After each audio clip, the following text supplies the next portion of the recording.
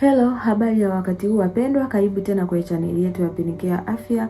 Kama wewe ni mjamzito au umewahi kupata tatizo la choo kigumu au kufunga choo, basi video hii inakuhusu sana. Kufunga choo ni moja ya changamoto zinazowapata wanawake wengi wakati wa ujauzito, lakini pia hali hii inaweza kusababisha maumivu makali wakati wa kujisaidia, lakini pia kujaa gesi tumboni, lakini pia gesi na usumbufu mkubwa katika maisha ya kila siku ya mama mjamzito. Katika video hii tutazungumzia mambo yanayoweza kufanya ili kupunguza angalau au kuondoa tatizo la choo kigumu wakati wa ujauzito. Na usisahau kulike video hii, lakini pia kama umejiunga leo na chaneli yetu ya Penikia Afya, bonyeza alama ya kengele ili upate elimu zaidi kuhusu afya ya mama na mtoto. Lakini pia kwa nini mjamzito upata choo kigumu? Wakati wa ujauzito mwili upata au upitia mabadiliko mengi ya hormones, na homoni hizi zinaweza kufanya chakula kusafiri polepole kwenye utumbo. Lakini pia ukuaji wa mtoto tumboni unaweza kuambatana au kubana utumbo. Kutokunywa maji ya kutosha, kutokufanya mazoezi, lakini pia matumizi ya virutubisho vya madini ya chuma, au ulaji mdogo wa vyakula vyenye lishe au nyuzi, lakini pia haya yote yanaweza kuchangia tatizo la kukosa choo au tatizo la kuwa na choo kigumu au kufunga choo kwa ujumla. Na mambo ya kufanya unapopata choo kigumu wakati wa ujauzito ni yapi ambayo utatakiwa uyafanye? Jambo la kwanza ni kunywa maji mengi sana. Jitahidi sana unywe maji mengi, na maji husaidia kulainisha choo na kurahisisha kutoka. Lakini pia jaribu kunywa maji mengi ya kutosha kila siku, isipokuwa kama daktari wako amekushauri vinginevyo. Lakini njia ya pili ni kuongeza vyakula vyenye nyuzi katika ulaji wako, kwamba nyuzi inasaidia kuongeza ujazo wa choo na kufanya kisogee kwa urahisi kwenye utumbo. Vyakula vyenye nyuzi ni pamoja na maembe, hayo matunda, mboga za majani, maharage, nafaka zisizokobolewa, lakini pia viazi vitamu ni vizuri, vitakusaidia.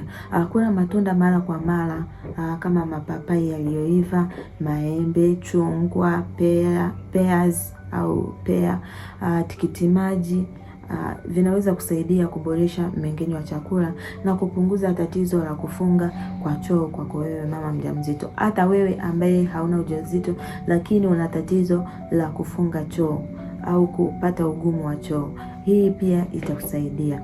Lakini kitu kingine, fanya mazoezi mepesi.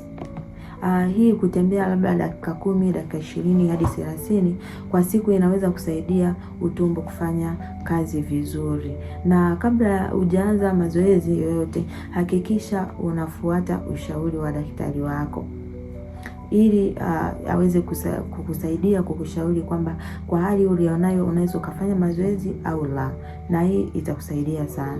Usizuie haja ya kwenda chooni, usizuie. Kuchelewesha au kuzuia kwa haja mara kwa mara kunaweza kufanya choo kuwa ngumu zaidi, na hiyo ni hatari. Lakini pia kula milo midogo mara nyingi, usile mara moja, kula mara nyingi, na badala ya kula chakula kingi kwa wakati mmoja, ni bora kula milo midogo mara kadhaa kwa siku ili kusaidia mfumo wa mmeng'enyo wa chakula kufanya kazi vizuri. Lakini pia tumia vinywaji vyenye afya, kwamba maji, juisi za matunda asilia, supu, zinaweza kusaidia kuongeza maji mwilini na kupunguza ugumu wa choo. Lakini pia punguza vyakula vilivyosindikwa sana. Na vyakula vyenye sukari nyingi na vilivyosindikwa sana vinaweza kuchangia matatizo ya mmeng'enyo wa chakula kwa baadhi ya watu, na si kwa mjamzito tu. Ongea na daktari kuhusu dawa au vidonge vya chuma ambavyo vitakusaidia kumaliza hiyo changamoto hiyo. Lakini pia tunazo dawa nzuri ambazo zitakusaidia kumeng'enya vizuri chakula na kusaidia kuweka mmeng'enyo wako vizuri na pia kumpa ubora mtoto ambaye yupo tumboni. Kama ukihitaji ushauri na hiyo tiba, tafadhali kuna namba hiyo ambayo tumekuwekea hapo kwenye screen, utaweza kutupigia na tutakupa maelekezo na namna ya kupata hiyo dawa kwa haraka zaidi popote pale ambako utakuwa. Ikiwa unatumia virutubisho vya madini ya chuma na una tatizo kubwa la kufunga choo, kuzungumza na daktari wako ni muhimu sana. Usiache kutumia dawa au virutubisho bila ushauri wa daktari au wa mtaalamu wa afya, si ndio?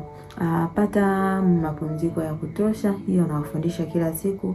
Msongo wa mawazo na uchovu vinaweza kuathiri mmeng'enyo wako wa chakula na kufanya chakula kisimeng'enywe vizuri, kuifanya choo yako ikaja kuwa ya shida sana. Na hiyo inaweza kusaidia mwili kufanya kazi vizuri endapo utakuwa unapata muda wa kupumzika na kulala mapema.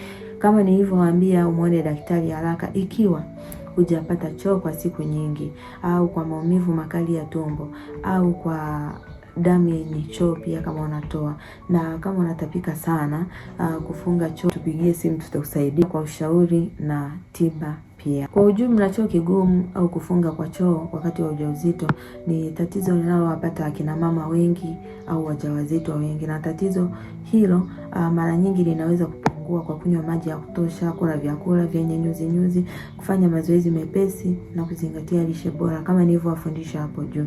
Ukiona tatizo linaendelea na kuambatana na dalili nyingine za hatari kama nilizowafundisha hapo juu, tafadhali tupigie simu au muone daktari wako ambaye yupo karibu aweze kusaidia kwa ushauri na tiba zaidi. Asante sana kwa kutazama video hii.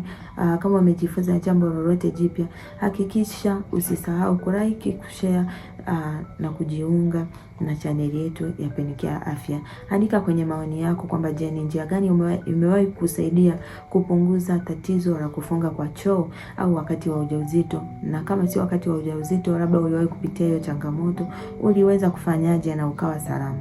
Tukutane tena kwenye video inayofuata.